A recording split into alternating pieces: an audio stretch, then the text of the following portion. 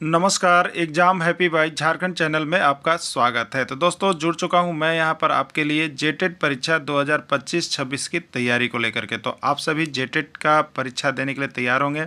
जेटेट परीक्षा बहुत जल्द होने वाली है, तो आप सभी यहां पे क्लासेज के लिए अवश्य जुड़ेंगे। आपको बताते चले, जेटेट में तैयारी को लेकर के बहुत तरह से आपके मन में कौतूहल बना हुआ होगा कि किससे तैयारी करें, कहाँ से तैयारी करें। तो आपको बताते चले, जेटेट परीक्षा में यदि आपको परचम लहराना है तो आप झारखंड राज्य के अनुमोदित पाठ्यक्रम JCERT किताब को पढ़ना कभी भी नहीं भूलेंगे। बाहर का प्रैक्टिस सेट लेकर के यदि आप पढ़ रहे हैं तो वो आपके साथ धोखा हो रहा है, ठीक है। तो आप JCERT जैक का किताब ले लीजिए, जो कि आपको झारखंड राज्य के सरकारी विद्यालयों में मिलते हैं।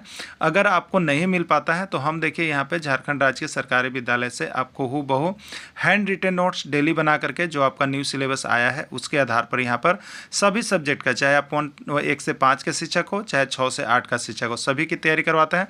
आप घर बैठे यहाँ पर क्षेत्रीय भाषा छोड़ करके सभी सब्जेक्ट का केवल 500 रुपये में तैयारी कर जिसके लिए देखिए यहाँ पर आपको मोबाइल नंबर दिया गया है 9631054226 पर आप संपर्क करके यहाँ से सभी कोर्सेज परचेज भी कर सकते हैं, तैयारी भी कर सकते हैं। बहुत सारे कोर्सेज बन गए हैं, तो आप अवश्य संपर्क कर लेंगे, घर बैठे ही तैयारी यहाँ से हो जाएगी। चलिए देखते हैं आगे। पत्ता गिरता है कौन सा कारक है? एमपी टेट 2017 ऐसे और सभी में पूछे गए हैं और 1001 बारी प्रश्न आया हुआ है। इसमें कोई डाउट आप मत रखिएगा कि पेड़ से पत्ता गिरता है, ये कौन सा कारक है। तो देखिए, इसमें जो कारक का विभक्ति चिन्ह है वो है से, ठीक है। से अब दो के लिए होगा, एक करण के लिए होता है, एक अपादान कारक के लिए होता है, ठीक है। अब आपको डिसाइड करना है अपादान में क्या होता है, एक दूसरे से अलग होता है, और करण कारक में क्या होता है, किसी साधन से काम होता है, साधन से। तो इसमें कोई साधन का उपयोग नहीं किया है। इससे पेड़ से पत्ता गिरता है, मतलब पेड़ से पत्ता अलग हुआ है, अलग हुआ है, इसलिए मतलब यहाँ पर जो से का प्रयोग किया गया है वो अपादान कारक के लिए किया गया है, ठीक है। प्रश्न रहेंगे अपादान कारक से, बिल्ली अच्छा तरह से समझ लीजिएगा इसको।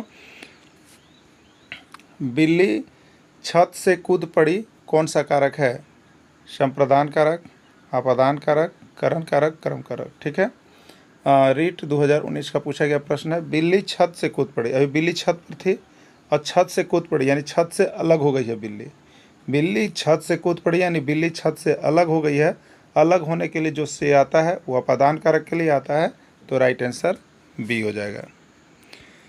जो बोओगे वही काटोगे, जो बोओगे वही काटोगे, जो बोओगे वही काटोगे, कौन सा सर्वनाम है? देखिए, ये जो वाक्य है ये बताना है कि किस प्रकार के सर्वनाम से जुड़ा हुआ वाक्य है। पुरुषवाचक, निश्चयवाचक, संबंधवाचक, प्रश्नवाचक, ठीक है। तो देखिए यहाँ पे एक दूसरे में संबंध हो रहा है कि जो आप बोते हैं वही काटते हैं, तो ये संबंध होता है, इसलिए संबंधवाचक सर्वनाम होता है। राइट आंसर सी होगा। पंजाब टेट 2012 का पूछा गया प्रश्न है। जो नहीं पढ़ेगा, जो नहीं पढ़ेगा वही फेल करेगा, कौन सा सर्वनाम है? संबंधवाचक, निश्चयवाचक, अनिश्चयवाचक या कोई नहीं, ठीक है। जो नहीं पढ़ेगा वही फेल करेगा, क्लियर। इसका मतलब कि ये जो है संबंध बता रहा है कि जो नहीं पढ़ेगा वो फेल कर जाएगा। तो ये संबंध है एक दूसरे से, कि पढ़िएगा तो पास कीजिएगा, नहीं पढ़िएगा तो फेल कीजिएगा, एक दूसरे का संबंध है, तो ये आपको संबंधवाचक सर्वनाम में चला जाएगा। जो परिश्रम करता है वह सफल होता है, जो परिश्रम करता है वो सफल होता है। हरियाणा टेट 2020 में निश्चयवाचक, संबंधवाचक, प्रश्नवाचक या सभी, ठीक है। तो यहाँ पे संबंध बता रहा है कि यदि आप परिश्रम करोगे तो सफल हो जाओगे, जो परिश्रम करता है वही सफल होता है, तो ये आपको संबंधवाचक सर्वनाम में चला जाएगा। जो योगा करेगा वह स्वस्थ रहेगा, जो योगा करेगा वह स्वस्थ रहेगा। यूपी टेट 2019 में पूछा था, निश्चयवाचक, अनिश्चयवाचक, निजवाचक या संबंधवाचक, ठीक है। तो जो योगा करेगा वह स्वस्थ रहेगा, ये क्या बता रहा है? एक दूसरे का संबंध बता रहा है कि योगा करने वाला व्यक्ति स्वस्थ रहता है, इसलिए संबंध बता रहा है, तो संबंधवाचक सर्वनाम में जाएगा। राइट आंसर इसका डी होगा। बाल्यावस्था किस प्रकार की संज्ञा है? बाल्यावस्था किस प्रकार की संज्ञा है? उत्तराखंड टेट 2016 में पूछा हुआ था। जातिवाचक, व्यक्तिवाचक, भाववाचक या द्रव्यवाचक, ठीक है। देखिए, बाल्यावस्था, यहाँ पे सबसे पहला चीज़ आप जान जाइए, कोई भी अवस्था वाले शब्द आते हो, कोई भी अवस्था वाले शब्द आते हैं तो वो आपको यहाँ जो है भाववाचक संज्ञा में जाता है। चाहे वो शैशवावस्था हो, बाल्यावस्था हो, किशोरावस्था हो, जवानी अवस्था हो, बुढ़ापा अवस्था हो, बचपना अवस्था हो, ये सारा चीज़ जो है आपको भाववाचक संज्ञा के अंतर्गत जाएगा। तो अवस्था वाली चीज़ें भाववाचक संज्ञा में चली जाती है, तो राइट आंसर सी हो जाएगा, भाववाचक संज्ञा, ठीक है। अब देखिए नेक्स्ट प्रश्न है, लालिमा किस प्रकार की संज्ञा है? हरियाणा टेट 2018 का पूछा गया प्रश्न है कि लालिमा किस प्रकार की संज्ञा है? जातिवाचक, व्यक्तिवाचक, भाववाचक या द्रव्यवाचक। ठीक है, तो वैसी संज्ञा जिसको सिर्फ हम क्या कर सकते हैं, देख छू नहीं सकते, सिर्फ अनुभव कर सकते हैं। तो लालिमा यहाँ पर गुण बता रहा है आपका। यह जो है गुण वाली जितनी चीज़ें होती है वो भाववाचक संज्ञा के अंतर्गत चली जाएगी। तो लालिमा जो है आपका यहाँ पे भाववाचक संज्ञा के अंतर्गत चला जाएगा। ठीक है, ईमानदारी किस प्रकार की संज्ञा है? सीजी टेट 2014 में पूछा था, ईमानदारी किस प्रकार की संज्ञा है? जातिवाचक, भाववाचक, द्रव्यवाचक या समूहवाचक। ठीक है, तो देखिए ईमानदारी जो है ये गुण है, और किसी भी व्यक्ति का गुण, ठीक है, किसी भी व्यक्ति का गुण, जो भी गुण हो, ईमानदारी हो, बेईमानी हो और यहाँ पर अनुशासित हो, ये सभी गुण वाले जितने भी वर्ड्स होंगे ये सभी जो है आपके भाववाचक संज्ञा में चले जाएंगे। ठीक है, किस में जाएंगे? भाववाचक संज्ञा में चले जाएंगे। ठीक है, इसलिए ईमानदारी जो है आपका भाववाचक संज्ञा में चला जाएगा। जवानी किस प्रकार की संज्ञा है? उत्तराखंड टेट में पूछा हुआ है, बताते ये आपका जो है झारखंड टेट में भी आया हुआ है, लेकिन झारखंड टेट का हमने प्रीवियस ईयर अलग से करवाया है, इसलिए उसका इस पर मेंशन हमने नहीं किया है। तो जवानी किस प्रकार की संज्ञा है? तो ये क्या है बता रहा है? ये अवस्था को बता रहा है। किसको बता रहा है? अवस्था को बता रहा है। ठीक है, तो जो अवस्था को बता रहा होता है उसको हम लोग क्या करते हैं? जो अवस्था को बता रहा होता है उसको हम लोग क्या करते हैं? तो उसको हम लोग भाववाचक संज्ञा में लेते हैं। राइट आंसर इसका बी हो जाएगा।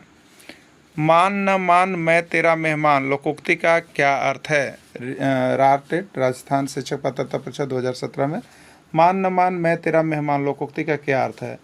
ज़बरदस्ती आदमी का मेहमान, ज़बरदस्ती गले पड़ जाना, मेहमान नहीं मानना, मेहमान का कार्य नहीं करना। ठीक है, तो मान न मान मैं तेरा मेहमान का यहाँ पर जो लोकोक्ति उसका शाब्दिक अर्थ होगा ज़बरदस्ती गले पड़ना। ठीक है, ज़बरदस्ती गले पड़ना उसी को कहते हैं मान न मान मैं तेरा मेहमान। लातों के भूत बातों से नहीं मानते हैं, लातों के भूत बातों से नहीं मानते लोकोक्ति का क्या अर्थ है? दुष्ट व्यक्ति बिना मार खाए सही राह पर नहीं चलता है। दुष्टि अलग अलग होना, दुष्ट व्यक्ति लात खाता है कोई नहीं। ठीक है, तो लातों के भूत बातों से नहीं मानते, इस लोकोक्ति का सही अर्थ है कि दुष्ट व्यक्ति बिना मार खाए सही राह पर नहीं चलता। ठीक है, सीधी उंगली से घी नहीं निकलता है लोकोक्ति का क्या अर्थ है? सीधी उंगली से घी नहीं निकलता है लोकोक्ति का सही अर्थ क्या है? एमपी टेट 2017 पूछा है। घी निकालने में उंगली टेढ़ा करना पड़ता है, टेढ़ा उंगली से घी नहीं निकलता है, कोई बड़ा काम आसानी से नहीं होता है। राइट आंसर डी कोई नहीं। ठीक है, तो यहाँ पे सीधी उंगली से घी निकलने का मतलब होता है कि कोई भी बड़ा काम जो है आसानी से नहीं होता है। ठीक है, कोई भी बड़ा काम आसानी से नहीं होता है। तारा का बहुवचन होगा? हिमाचल प्रदेश स्टेट 2018 में पूछा है। तारा का बहुवचन होगा ताराएं, ताराओं, तारे या कोई नहीं। ठीक है, तो तारा का बहुवचन हो जाएगा तारे। ताली का बहुवचन है? ताली का बहुवचन है तालियां, तालियां, तालियों कोई नहीं। ठीक है, तो ताली का बहुवचन तालियां होगा। सीजी टेट 2022 में पूछा गया है। थाली का बहुवचन होता है? थाली का बहुवचन होता है थालियाँ, थालियाँ, थालियों या कोई नहीं। एमपी टेट 2017 में पूछा था, तो थाली का बहुवचन जो होगा वो आपका थालियाँ हो जाएगा। निषेध का संधि विच्छेद है? निषेध का संधि विच्छेद है नि जोड़ सेध, नि जोड़ ध, नि से जोड़ ध कोई नहीं। ठीक है, निषेध का सही संधि विच्छेद है नि जोड़ सेध। एमपी टेट 2017 पूछा है और यह व्यंजन संधि है। निष्कपट का सही संधि विच्छेद है? हिमाचल प्रदेश स्टेट 2018 का है। निस जोड़ कपट, निह जोड़ कपट, निह जोड़ पट, निसक जोड़ पट। ठीक है, तो निष्कपट का सही संधि विच्छेद हो जाएगा निह जोड़ कपट। ठीक है, और इसमें विसर्ग लगा हुआ है इसलिए यह विसर्ग संधि में चला जाएगा। संवाद का सही संधि विच्छेद है? संवाद का सही संधि विच्छेद है राजस्थान शिक्षक पात्रता परीक्षा 2016। संग जोड़वाद, सह जोड़वाद, सम जोड़वाद कोई नहीं। ठीक है, तो संवाद का सही संधि विच्छेद हो जाएगा सम जोड़ वाद। ठीक है, सम जोड़ वाद हो जाएगा और यह आपका व्यंजन संधि में चला जाएगा। ठीक है, निराशा का सही संधि विच्छेद होगा? सीजी टेट 2018 में पूछा है। निह जोड़ आशा, नीरा जोड़ सा, नीर जोड़ आशा या सभी। ठीक है, तो निराशा का सही संधि विच्छेद हो जाएगा निह जोड़ आशा। क्या हो जाएगा? निह जोड़ आशा, और इसमें विसर्ग लगा हुआ है इसलिए यह विसर्ग संधि में चला जाएगा। अंधे के आगे रोना मुहावरा का सही अर्थ क्या है? अंधे के आगे रोना मुहावरा का सही अर्थ क्या है? ठीक है, एमपी टेट 2019 में पूछा गया है। बहुत सोच विचार करना, मना करना, दूसरों से अलग रहना, व्यर्थ प्रयास करना। ठीक है, तो अंधों के आगे रोने का मतलब होता है व्यर्थ प्रयास करना। ठीक है, काला अक्षर भैंस बराबर, काला अक्षर भैंस बराबर मुहावरा का क्या अर्थ है? काला अक्षर पढ़ना, भैंस काला रंग का होता है, बिल्कुल अनपढ़ होना, काले अक्षर भैंस के जैसे होते हैं। ठीक है, तो बिल्कुल अनपढ़ होना इसका सही अर्थ है।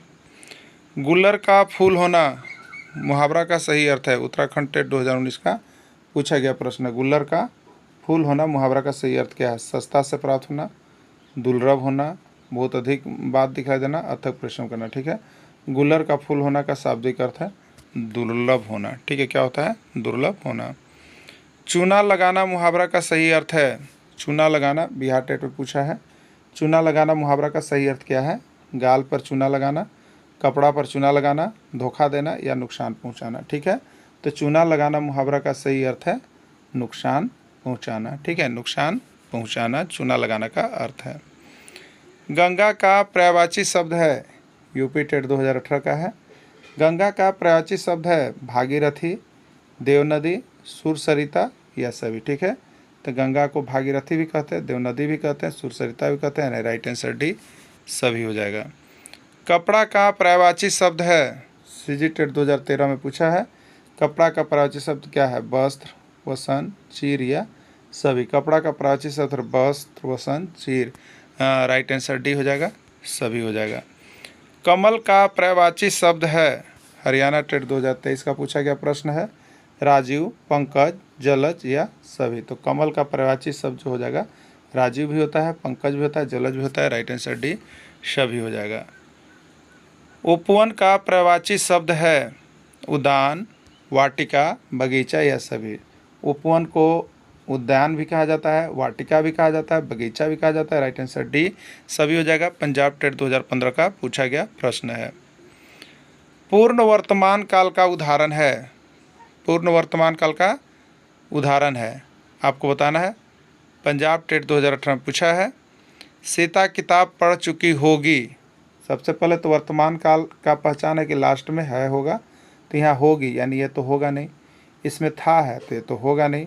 अब एक है कि रमेश एनडीए परीक्षा पास कर चुका है। देखिए इसमें है और पास कर चुका है। पास कर चुका है मतलब क्या किया है? रमेश पास कर चुका है मतलब पूर्ण कर लिया है, इसलिए पूर्ण वर्तमान काल हो जाएगा। ठीक है, पूर्ण वर्तमान काल हो जाएगा।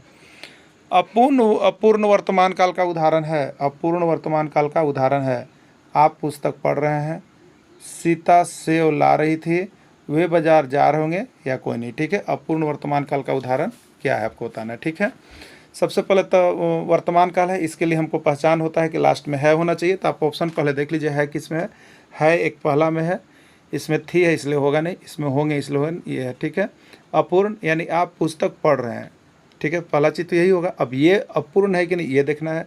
तो आप पुस्तक पढ़ रहे हैं यानी पढ़ने का काम अभी पूरा नहीं किए हैं आप, इसका मतलब ये अपूर्ण इसको कहेंगे। तो अपूर्ण वर्तमान काल का सही आंसर ए होगा। ठीक है, संभाव्य वर्तमान काल का उदाहरण क्या है? ठीक है, संभाव्य वर्तमान काल का मतलब होता है जिसमें संभावना दिख रहा हो, संभावना वाले सब। ठीक है, और उसके बाद वर्तमान काल है तो लास्ट में है होना चाहिए। तो इतना पहले हम लोग डिसाइड कर लेंगे ऑप्शन को देख के। ठीक है, अब देखिए यहाँ पर तो पहला चीज़ आ गया कि था, तो ये तो नहीं होगा, होगा ये भी नहीं होगा, रहे होंगे ये भी नहीं होगा।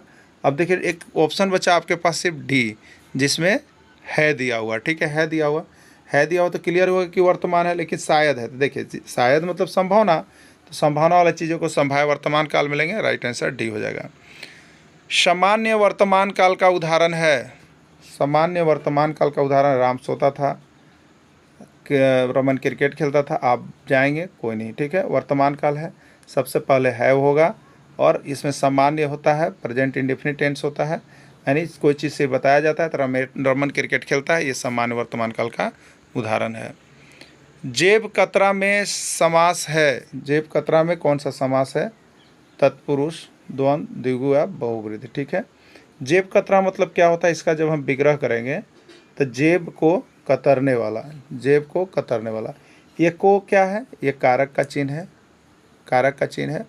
तो वैसा समास जब हम जिसका विग्रह करेंगे और उसमें कारक चिन्ह आ रहा होगा तो उसको हम लोग तत्पुरुष समास में लेके जाते हैं, और तत्पुरुष समास कारक के जैसा ही उतने ही भाग में बटा हुआ है। तो ये अगर पूछे कि ये कौन तत्पुरुष है, तो यहाँ पर को आ रहा है। को किस कारक का विभक्ति चिन्ह है? तो कर्म कारक का है, कर्म कारक का। इसलिए अगर इसको कोई पूछेगा तो ऐसे तो तत्पुरुष समास हो गया, लेकिन कौन सा तत्पुरुष? तो कर्म तत्पुरुष होगा।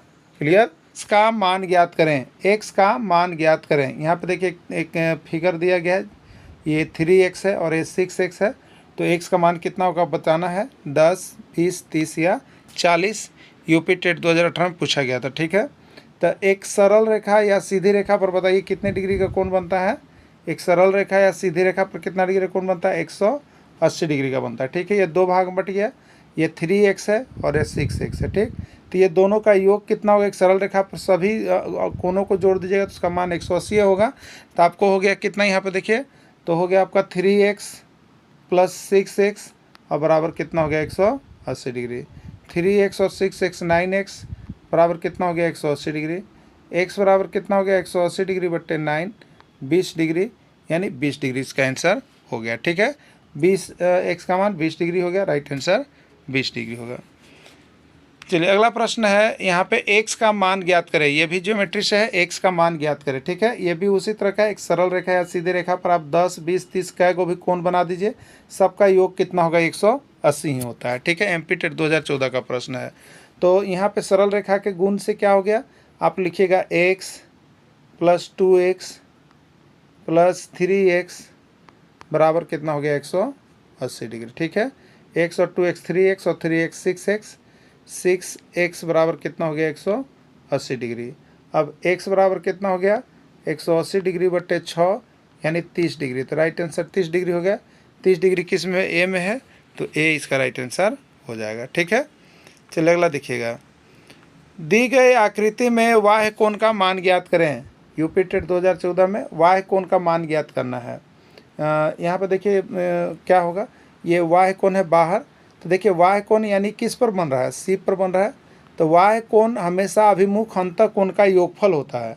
तो अंतः कोण कौन कौन बना है? एगो ए पर बना है और एगो बी पर बना है। तो अंतः कोण का योगफल यानी वाह्य कोण क्या होता है? अंतः कोण का योगफल होता है। यानी सी पर बन रहा है तो अंतः कोण दो गो बनेगा, बी और ए, इसको जोड़ दीजिएगा, वही आंसर हो जाएगा वाह्य कोण का। ठीक है, तो अब x बराबर वाह्य कोण है, x क्या है? बाहर में वाह्य कोण है, तो x बराबर दोनों कोण को जोड़ दीजिएगा, 60 डिग्री प्लस 80 डिग्री बराबर 140 डिग्री हो गया। यही इसका राइट आंसर होगा, राइट आंसर ये हो जाएगा। क्लियर? चलिए अगला देखिएगा। यहाँ पे बाकी बनाया गया है और सूत्र भी दिया गया है। वाह्य कोण अभिमुख अंतः कोण का योगफल होता है, इसको लिख लीजिएगा। इसलिए वाह्य कोण बराबर अगर सी पर है तो सी का दो गो अंतः कोण ए और बी बचेगा, अगर बी पर होगा तो ए और सी बचेगा। ऐसे ही करके जोड़ लिया जाता है।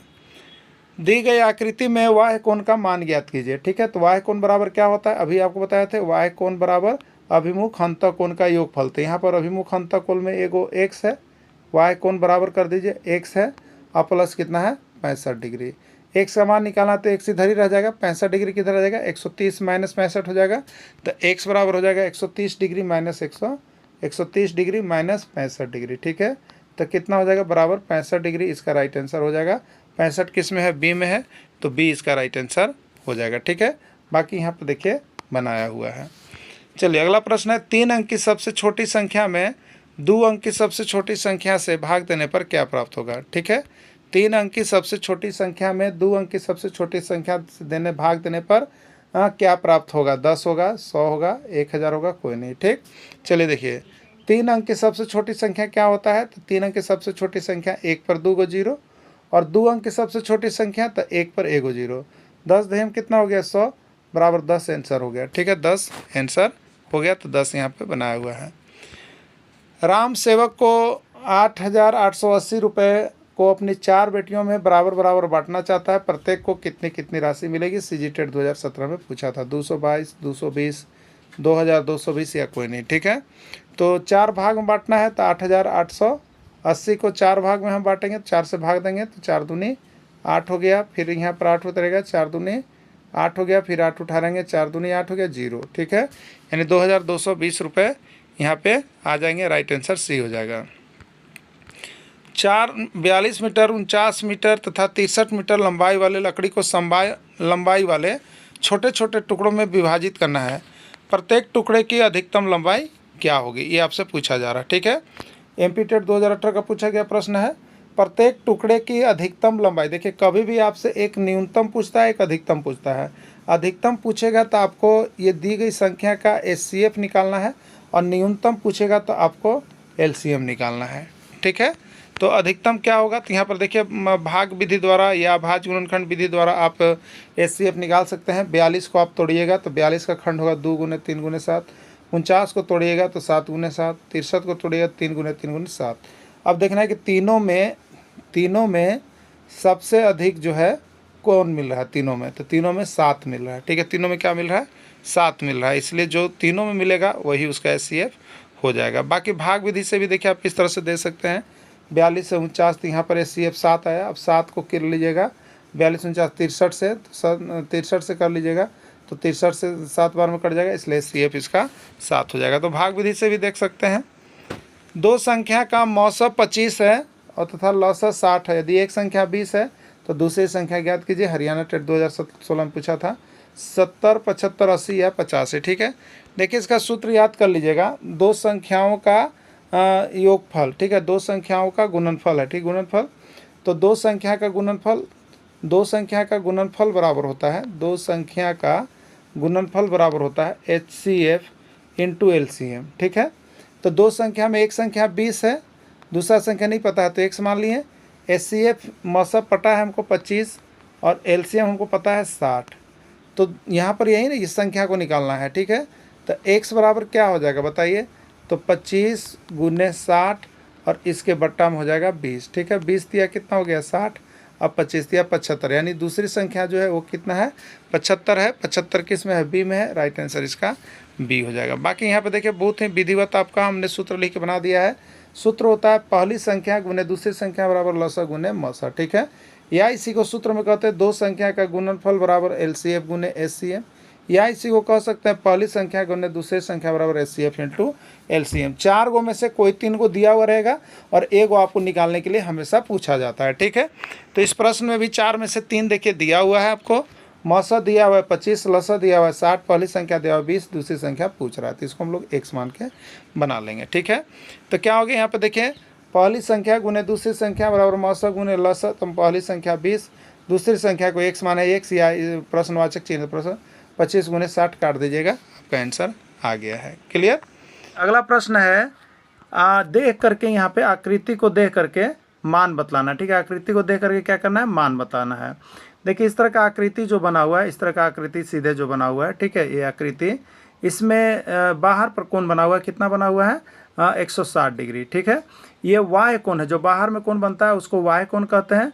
और उसके अभिमुख, उसके सामने वाला कोण, तो सामने वाला कोण, ये दोनों कोण बराबर होता है, यानी ये x है और ये 90 है। ठीक है, तो वाह्य कोण किसके बराबर होता है, अभिमुख अंतः कोण के योगफल के बराबर होता है। ठीक ना, तो अब देखिए यहाँ पर क्या होगा, 160 डिग्री बराबर इसके सामने का कोण, इसके सामने का सम्मुख कोण, मतलब इस पर बना तो इसके सम्मुख यही दो कोण दिखाई देगा। ठीक है, यानी x प्लस कितना हो जाएगा 90 डिग्री। अब x का मान जब निकालना है तो x तो इधर रहेगा, लेकिन 90 को हम क्या करेंगे, इधर लेके जाएंगे। तो इधर जो पहले से लिखा है वो पहले ही लिखाएगा, लेकिन ये प्लस में 90 था, जब बाउंड्री पार करेगा तो माइनस में 90 लिखाएगा। ठीक है, तब कितना हो जाएगा हमारा, तो 160 डिग्री माइनस 90 डिग्री, और ये बराबर में क्या हो जाएगा, x हो जाएगा। ठीक है, 160 में से 90 ले जाएंगे तो कितना बच जाएगा, 70 डिग्री बराबर x, यानी x बराबर 70 डिग्री, राइट आंसर इसका यही हो जाएगा। ठीक है, बाकी यहाँ पे बना हुआ है वाह्य कोण 160, देखिए यहाँ पे घटा के आपको सब कुछ बना के हमने दिखाया है, ये 70 डिग्री आ रहा है। ठीक है, चलिए एक और प्रश्न इसी प्रकार का आप लोग फटाफट बना के हमें बताइए कि किसका आंसर क्या होगा। ठीक है, 45 डिग्री होगा, 55 डिग्री होगा, 35 डिग्री कोई नहीं है। ये वाह्य कोण है, तो वाह्य कोण किसके बराबर होता है, तो इसके अभिमुख अंतः कोण, तो इसके अभिमुख दुइये को कोण बन रहा है, एगो ये और एगो ये। अगर सी पर बन रहा है तो बच रहा है ए और बी, तो ए हो गया। ठीक, कितना हो गया, x प्लस 35 डिग्री। ठीक है, x का मान निकाला तो x को हम यहीं छोड़ते हैं, 35 को हम इधर लेके आते हैं, तो 70 के बाद लगेगा, तो 70 डिग्री माइनस 35 डिग्री बराबर x हो गया। 70 में से 35 गया तो 35 डिग्री बराबर x हो गया, यानी x का मान कितना होगा, 35 डिग्री होगा। राइट आंसर इसका 35 डिग्री होगा। बाकी नीचे सब कुछ आपका बना हुआ है। ठीक है, चलिए अगला देखिएगा। यहाँ पे अगला प्रश्न था आपका, यहाँ पे है अगला प्रश्न है 3 अंक की बड़ी और छोटी संख्या से, यहाँ से भी एक प्रश्न आपका एग्जाम में रहेगा, भूल के नहीं जाइएगा, ठीक है, क्योंकि संख्या पर संक्रिया आपको करना है।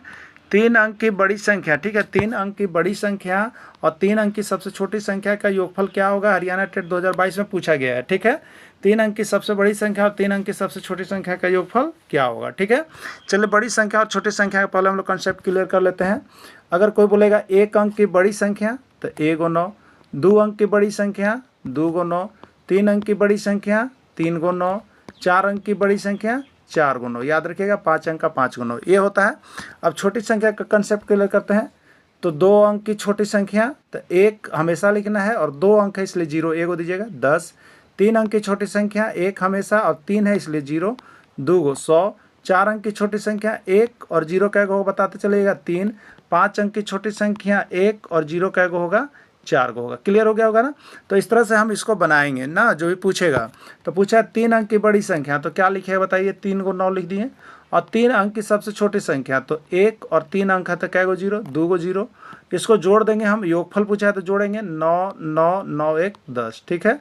1099 आ रहा है। 1099 किस में, सी में है। राइट आंसर इसका सी हो जाएगा। क्लियर, राइट आंसर इसका सी हो जाएगा। यहाँ पे बाकी बनाया हुआ है। चलिए एक और प्रश्न है, आप सभी को जितना जल्द बनाइएगा बताइएगा हमें। 2 अंक की सबसे बड़ी संख्या, 2 अंक की सबसे बड़ी संख्या 99 और 4 अंक की सबसे छोटी संख्या, 4 अंक की सबसे छोटी संख्या तो 1 पर कै गो 0 हमें बताइएगा, 1 पर कै गो 0 तो 1 पर आपका हो जाएगा यहाँ पे 2 अंक का 99 हो गया। और 4 अंक की सबसे छोटी संख्या कितना हो जाएगा, तो 1 पर यहाँ पर 3 को 0 हो जाएगा, ठीक है। चलिए अब देखिएगा यहाँ पे तो जोड़ देंगे तो 9 9 और यहाँ पे 0 और 1 यानी 1099 या 1099 आप कह सकते हैं। 1099 किस में, बी में है, तो राइट आंसर इसका बी हो जाएगा, ठीक है। बाकी नीचे बना हुआ है। स्त्री का पर्यायवाची शब्द है नारी, अबला, रमणी या सभी, ठीक है। तो स्त्री का पर्यायवाची शब्द नारी भी होता है, अबला भी होता है, रमणी भी होता है, सभी होता है। क्लियर। चलिए अगला, हाथ पांव मारना। हाथ पांव मारना मुहावरा का अर्थ है प्रयत्न करना, हार मान लेना, बहुत तेज दौड़ना या आराम करना, ठीक है। तो हाथ पांव मारना मतलब प्रयत्न करना, प्रयास करना, ठीक है, ये होता है। तो राइट आंसर ये हो जाएगा।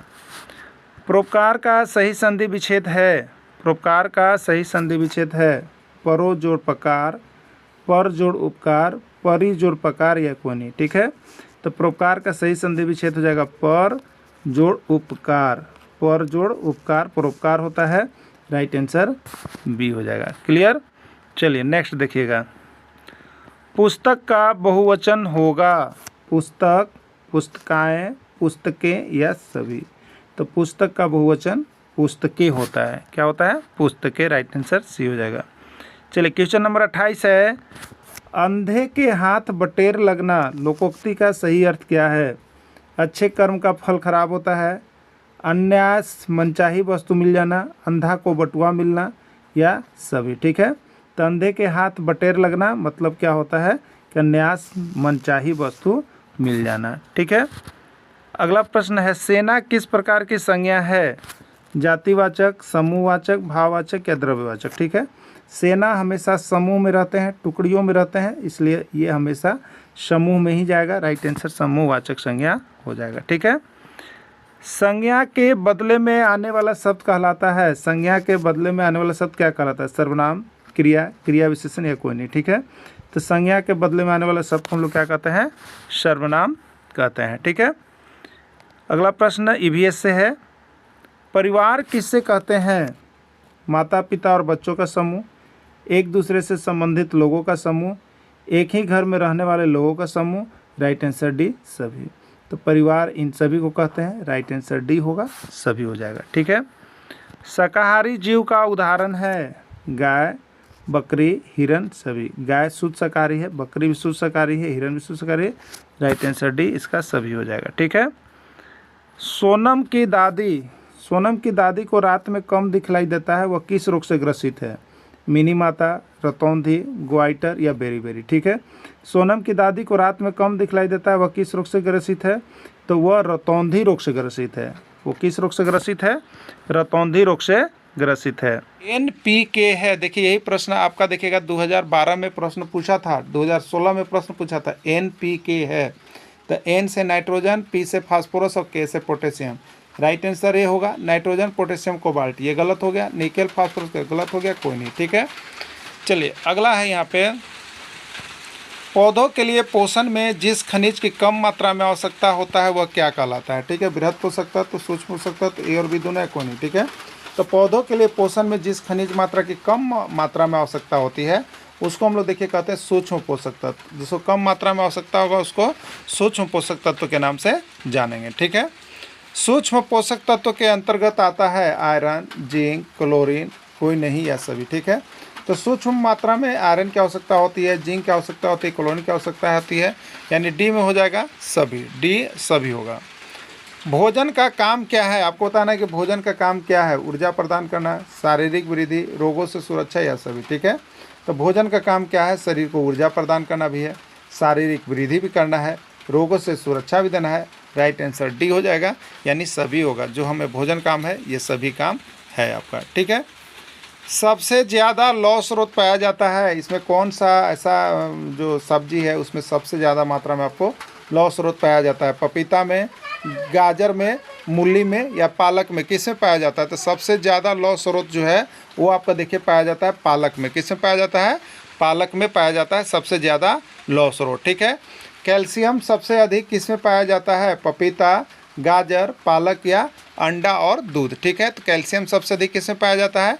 तो राइट आंसर डी होगा, अंडा और दूध में कैल्शियम सबसे ज़्यादा पाया जाता है। ठीक है, रात में दिव्या की दादी को दिखलाई नहीं देता, उसकी दादी किस रोग से ग्रस्त है? आपको बताना है। दिव्या की दादी जो है उसको रात में दिखलाई नहीं दे रहा है, उसकी दादी किस रोग से ग्रसित है? रतौंधी, बेरी, स्कर्वी या कोई नहीं। ठीक है, तो उनकी दादी जो है रतौंधी रोग से ग्रसित है, क्योंकि रतौंधी में रात में कम दिखलाई पड़ता है। ठीक है, चलिए नेक्स्ट है, घेघा रोग किसकी कमी से होता है? Vitamin A, vitamin B, iodine या कोई नहीं। ठीक है, तो आयोडीन की कमी से घेघा रोग होता है, गलगंड रोग होता है, ग्वाइटर रोग होता है। सब उसी का नाम है, नाम याद रख लीजिएगा आप लोग। ठीक है, चलिए अगला है, इनमें से किसमें पोषक तत्व नहीं पाया जाता? आपको बताना है कि इसमें कौन ऐसा है जिसमें पोषक तत्व नहीं है? कार्बोहाइड्रेट, प्रोटीन, वसा या विटामिन?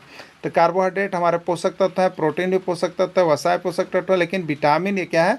पोषक तत्व नहीं है, हमारे शरीर के रोग प्रतिरोधक क्षमता को बढ़ाती है सिर्फ। ठीक है, लौह तत्व की कमी से कौन सा रोग होता है? लौह तत्व की कमी से कौन सा रोग होता है? रक्तप्लाता, एनीमिया, घेघा या रतौंधी? ठीक है, अगर लौह तत्व की अधिकता से पूछता है तो रक्तप्लाता होता, लौह तत्व की कमी से पूछेगा तो एनीमिया होगा, और आयोडीन की कमी से पूछेगा तो घेघा होगा, और विटामिन ए की कमी से पूछेगा तो रतौंधी होगा। सभी को याद कर लेना है, एक भी प्रश्न छोड़ना नहीं है। 1 से 5 शिक्षक के लिए पर्यावरण अध्ययन का यह बहुत बड़ा बहुत अच्छा चैप्टर है, इसको सबको देखेंगे। और 6 से 8 के शिक्षक के लिए यह पहला टॉपिक है जो सभी को पूरा कर लेंगे। ठीक है, हड्डियों एवं दांतों को स्वस्थ रखने के लिए किसका उपयोग किया जाता है? आयोडीन का, ब्रोमीन का, कैल्शियम का या सभी? ठीक है, तो हड्डियों एवं दांतों को स्वस्थ रखने के लिए हम लोग किसका उपयोग करते हैं? कैल्शियम का। किसका उपयोग करते हैं? कैल्शियम। कैल्शियम अगर अच्छा है तो हड्डी एवं दांत हमारा स्वस्थ रहता है। ठीक है, नेक्स्ट प्रश्न है, शरीर का दुबला पतला हो जाना और पेट का फूल जाना किस रोग का पहचान है? सूखा रोग, रतौंधी, घेघा रोग या कोई नहीं? शरीर का दुबला पतला हो जाना और पेट का फूल जाना किस रोग का पहचान है? ठीक है, तो यह जो पहचान है आपको देखिए यहाँ पे सूखा रोग का पहचान है। ठीक है, रिकेट्स का पहचान है, सूखा रोग का पहचान है। दांत कमज़ोर हो जाना, दांत से खून का बहना किस रोग की पहचान है? सूखा रोग, पायरिया, घेघा या कुछ नहीं? ठीक है, तो सूखा रोग डी, पायरिया। पायरिया रोग में ही दांत से क्या होता है? खून का बहता है, दांत कमज़ोर होता है पायरिया रोग के कारण, तो ये राइट आंसर है पायरिया इसका। ठीक है, किसी वास स्थल के सभी सजीव, पौधा या जंतु उपस्थित रहते क्या कहलाता है? जैव घटक, अजैव घटक, मृदा घटक या कोई नहीं? ठीक है, तो किसी वास स्थल का सभी सजीव, सजीव प्राणी जितना होगा उसको हम लोग जैव घटक के अंतर्गत रखते हैं। सजीव प्राणी जितना उसको जैव घटक के अंतर्गत रखते हैं, तो ए जैव घटक इसका राइट आंसर हो जाएगा, जिसमें सजीव प्राणी रहेंगे। ठीक है, किसी वास स्थल के सभी निर्जीव, जिसे मिट्टी, जल, वायु, प्रकाश, ताप, पत्थर किस प्रकार का घटक है? ठीक है, किसी वास स्थल के सभी निर्जीव, जितने भी निर्जीव चीज़ है, मिट्टी निर्जीव है, जल निर्जीव है, वायु निर्जीव है, प्रकाश निर्जीव है, ताप निर्जीव है, पत्थर निर्जीव है। तो निर्जीव, तो जीव जिसमें रहेगा मतलब सजीव वाला चीज़ जैव घटक और निर्जीव वाला चीज़ अजैव घटक होता है। ठीक है, तो निर्जीव वाला चीज़ अजैव घटक में जाएगा, तो सभी चीज़ अजैव घटक के अंतर्गत आएगा। मरुस्थल में किस प्रकार के पौधे पाए जाते हैं? यूपी टेट 2019 में पूछ दिया। देखिए, नागफनी, कैक्टस, खजूरिया सभी। ठीक है, तो देखिए जितने भी कांटेदार पौधे हैं वो सभी क्या होता है, मरुस्थल पाया जाता है, क्योंकि पानी सोखने की क्षमता ज़्यादा रहती है, पानी ग्रहण ज़्यादा देर तक करके रख सकता है। ठीक है, इसलिए नागफनी है, कैक्टस है, खजूर है, ये सभी मरुस्थल वाले जीव जंतु है। ठीक है, विश्व जल दिवस मनाया जाता है 22 मार्च, 22 अप्रैल, 22 मई, 22 जून। यूपी टेट, सीजी टेट या हरियाणा टेट। ठीक है, तो विश्व जल दिवस कब मनाया जाता है? याद रखिएगा, पृथ्वी है, इसके ऊपर हम लोग जल की बात करते हैं। तो एक होता है देखिए 22 मार्च और ये होता है 22 अप्रैल, यानी 22 मार्च को जल दिवस और 22 अप्रैल को पृथ्वी दिवस। बस 22 बस है तो अप्रैल में है। ठीक है, तो राइट आंसर ये हो जाएगा। ठीक है, चलिए, भार के अनुपात से जल में हाइड्रोजन और ऑक्सीजन का अनुपात कितना होता है? 1:8, 8:1, 1:3 या 3:1। ठीक है, भार के अनुपात से याद रखिएगा। ठीक है, तो भार से यहाँ पर क्या होता है, H2O होता है, तो हाइड्रोजन का 2 होता है और ऑक्सीजन कितना होता है, 16 होता है भार से। तो 2 एकम 2, 2 अट्ठे 16, यानी कितना हो रहा है, 1:8 होता है। 1:8 किसमें, ए में है, तो राइट आंसर इसका ये हो जाएगा। ठीक है, एकल परिवार का अधिक प्रचलित होने का कारण क्या है? आखिर अभी के समय में आप देख रहे हैं कि एकल परिवार बहुत ज़्यादा बढ़ रहा है। आखिर इसका रीज़न क्या रहा होगा कि एकल परिवार जो है बहुत अधिक फल फूल रहा है, बहुत अधिक बढ़ रहा है, लेकिन समय पर इन लोग क्या होते हैं, तो आदमी की बहुत कमी पाई जाती है। लोग कोई हेल्प करने के लिए समय पर तैयार नहीं होता, अकेले ये परिवार टूट जाता है। बहुत तरह से देख रहे हैं कि आत्महत्या भी लोग कर रहा है। तो ये एकल परिवार का एक गुण है तो अवगुण भी है। ठीक है ना, तो एकल परिवार का अधिक प्रचलित होने का कारण क्या है? जनसंख्या कम। बिल्कुल, लोग अभी समझ रहे हैं कि हम उसके बाल बच्चा को नहीं करें, उसके बाल बच्चा को नहीं करें, उसको नहीं करें। इससे क्या हो रहा है कि एकल परिवार लोग अलग अलग हो जा रहे हैं। इससे जनसंख्या कम हो गया, काम कम करना पड़ेगा, ये चीज़ होता है। महंगाई में कमी, बिल्कुल सही बात है। अगर आप संयुक्त परिवार में रहते हैं तो आपको पैसा ज़्यादा टूटता है, महंगाई ज़्यादा लगता है। तो अब एकल परिवार में आ गया तो आपकी महंगाई क्या हो जाएगी, कम हो जाएगी। जहाँ यहाँ 400 की सब्जी और चावल चलते थे वो अब यहाँ पर आपको 40 रुपये में भी चलने लगे। कला की कम संभावना, एक जगह रहने पर लोग क्या होते हैं, एक जगह रहने पर अधिकतर लोग कला करते रहते हैं, जिससे कला की संभावना बहुत ज़्यादा रहती है संयुक्त परिवार में, तो यहाँ कला की कम संभावना रहती है। तो इन सभी कारणों से क्या हो रहा है कि एकल परिवार जो है एकल परिवार जो है अधिक प्रचलित होते जा रहा है और संयुक्त परिवार टूटते जा रहे हैं। इसका राइट आंसर डी है, उपयुक्त सभी है। इस कारण से आप अभी देखिएगा तो अभी बड़े बड़े घराने के जो माता पिता हैं उनको वृद्धाश्रम में भेज दिया जा रहा है। सभी बच्चे सिर्फ अपने परिवार को लेकर निकल जाते हैं। ठीक है, तो ये सब संभावना बहुत ज़्यादा चलते जा रही है। नेक्स्ट प्रश्न, किसी परिवार को दर्शाया जाता है, किसी परिवार को दर्शाया जाता है पारिवारिक वृत्त से, पारिवारिक बार चार्ट से, पारिवारिक पाई चार्ट से, किसी से भी नहीं। ठीक है, तो परिवार को हम लोग जब बनाते हैं तो वो पारिवारिक वृक्ष कहलाता है। वो क्या कहलाता है, पारिवारिक वृक्ष कहलाता है। ठीक है, तो यहाँ प्रमाता को ले लिए, यहाँ पिता को ले लिए, यहाँ भाई को ले लिए, एक वृक्ष है। तो परिवार को दर्शाना पारिवारिक वृक्ष कहलाता है, तो पारिवारिक वृक्ष से होता है। ठीक है, विद्यालय परिसर में छात्रों को खेल कूद की क्रिया में भाग लेना आवश्यक है, क्यों? ऐसा क्यों कहा गया है कि विद्यालय परिसर में छात्रों को खेल कूद की क्रिया में भाग लेना चाहिए? पहला, छात्रों की अपनी सृजनात्मक क्षमता का विकास होगा, छात्रों में स्वस्थ संवेग का विकास होगा, शारीरिक विकास उचित ढंग से हो पाएगा, उपरोक्त सभी। ठीक है, तो विद्यालय के परिसर में छात्रों को खेलकूद में क्रिया में भाग लेना आवश्यक इसलिए होता है, छात्रों में सृजनात्मक यानी नई नई क्षमता का विकास होता है, छात्रों में स्वस्थ संवेग का विकास होता है, शारीरिक विकास उचित ढंग से पाता है। बिल्कुल सही, ये सभी उपरोक्त सभी इसके आंसर होंगे, यानी राइट आंसर डी हो जाएंगे। ठीक है, अनुज कक्षा 4 में पढ़ता है, अमित उसका बहुत अच्छा मित्र है, वह उसकी सहायता करता है, कैसे करता होगा बताइए? तो प्रदर्शन में, उचित अनुचित में, सुख दुख में, इन सभी में। राइट आंसर डी है, एक मित्र अगर आपका सही होगा तो ये सभी चीज़ों में आपकी सहायता अवश्य करेगा। ठीक है, वर्णांधता में व्यक्ति किस रोग की पहचान नहीं कर पाता है? वर्णांधता में व्यक्ति किस रोग की पहचान नहीं कर पाता? लाल और पीला, लाल और हीरा, लाल और नीला, या सभी। ठीक है, तो आप याद रखिएगा, वर्णांधता जो होता है कलर ब्लाइंडनेस जिसकी जांच की जाती है, तो उसमें रोगी जो है लाल और हरे रंग की पहचान नहीं कर पाता है। ठीक है, ये सीजी टेट 2013, एमपी टेट 2015 और उत्तराखंड टेट 2019 में पूछा गया है। परिवार की परिकल्पना के पीछे आधारभूत तत्व है, मानव का सामाजिक प्राणी होना, बी है मानव का अकेला होना, सी है कार्य करने में परेशानी होना, डी है कोई नहीं। ठीक है, तो परिवार की परिकल्पना के पीछे जो आधारभूत तत्व है वो है मानव का सामाजिक प्राणी होना। लैंगिक विभेद क्या होता है? लैंगिक विभेद क्या होता है? समाज में ऊंच नीच की भावना, समाज में सांप्रदायिकता की भावना, समाज में लड़के एवं लड़कियों के लिए अलग अलग नियम, समाज में किसी विशेष जाति का। ठीक है, तो लैंगिक विभेद का मतलब यहाँ पे लड़का और लड़कियों से आता है। ठीक है, तो समाज में लड़के एवं लड़कियों के लिए अलग अलग नियम कानून बनाना जो है लैंगिक विभेद के अंतर्गत आता है। पारिवारिक वृक्ष है, किसी देश की जनसंख्या को दर्शाता है, किसी राज्य की जनसंख्या को दर्शाता है, किसी जिले की जनसंख्या को दर्शाता है, किसी परिवार के सदस्य को दर्शाता है। तो पारिवारिक वृक्ष क्या होगा? किसी परिवार के, पारिवारिक वृक्ष में परिवार के सदस्य को दर्शाया जाता है। ठीक है, सबसे ज़्यादा लौह स्रोत पाया जाता है पपीता, गाजर, मूली या पालक। ठीक है, सबसे ज़्यादा लौह स्रोत कहाँ पाया जाता है? तो सबसे ज़्यादा लौह स्रोत आपका पालक में पाया जाता है। ठीक है, कैल्शियम सबसे अधिक पाया जाता है पपीता, अंडा, दूध, गाजर, पालक। तो सबसे अधिक जो कैल्शियम पाया जाता है वो आपका अंडा और दूध में पाया जाता है।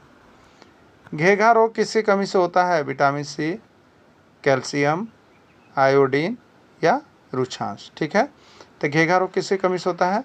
तो आयोडीन की कमी से घेघा या गलगंड नामक रोग होता है। ठीक है, हड्डियों एवं दांतों को स्वस्थ रखने के लिए किसका उपयोग किया जाता है? हड्डियों एवं दांतों को स्वस्थ रखने के लिए किसका उपयोग किया जाता है? आयोडीन, ब्रोमीन, कैल्शियम या पारा। ठीक है, तो हड्डियों एवं दांतों को स्वस्थ रखने के लिए कैल्शियम का उपयोग किया जाता है।